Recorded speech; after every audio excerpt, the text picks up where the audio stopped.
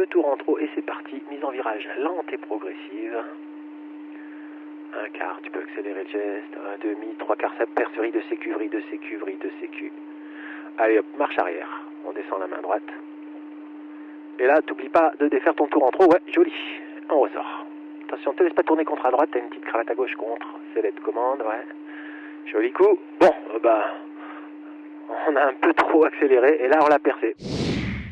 Cette semaine, notre pilote travaille la SAT. Il avait déjà réalisé un premier essai avec une saisie de commande tout à fait normale avec seulement un tour de frein. Mais comme on peut le voir sur cette image, l'inclinaison de la SAT est inférieure à 45 degrés. Elle est donc plutôt ratée. On décide donc d'en ressortir sans trop attendre. Afin de réussir à incliner davantage cette SAT, nous décidons de réaliser un tour de frein en plus. C'est-à-dire que le pilote a désormais 2 tours de frein à la main gauche.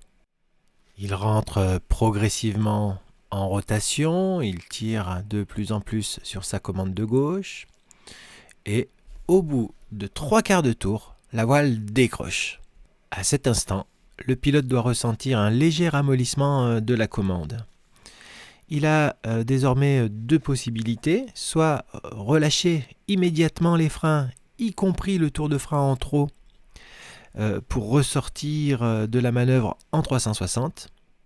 La deuxième option, celle que nous avions préparée, consiste à maintenir la voile en vrille. Une vrille sécurisée, c'est-à-dire que le pilote se tient à ses élévateurs avec sa main droite, bras haut, et il doit venir s'accrocher la main gauche à ses élévateurs pour maintenir une vrille sécurisée et pouvoir ainsi résister au twist.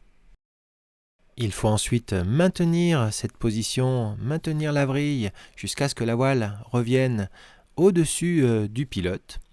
Il faut alors passer en marche arrière. Pour cela, il suffit de simplement redescendre la main extérieure, donc la main droite, au niveau de la marche arrière. Le pilote va mettre un petit peu de temps à descendre sa main droite.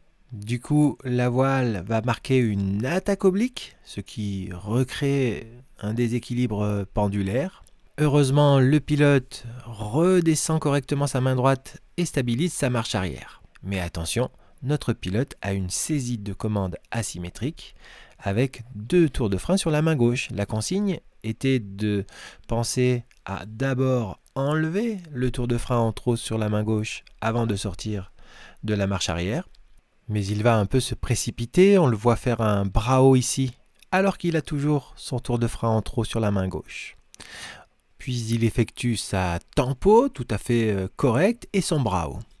Mais il se retrouve avec une petite cravate à gauche. La cravate provoque une mise en rotation et cette mise en rotation est accentuée puisque notre pilote a un léger freinage à gauche avec son tour de frein en trop. Heureusement, il va penser à défaire son tour de frein et à contrer à droite pour enrayer cette rotation à gauche.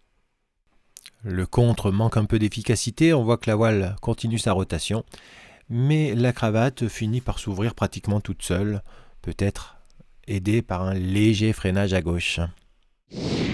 Revoici cette SAT percée, assez bien gérée. Mais lorsqu'on réalise une SAT avec un tour de frein en trop, il faut quand même avoir bien mentalisé toute la procédure, notamment concernant cette histoire de tour de frein en trop. Et en cas de cravate, la priorité doit être donnée d'abord au cap avant de défaire la cravate.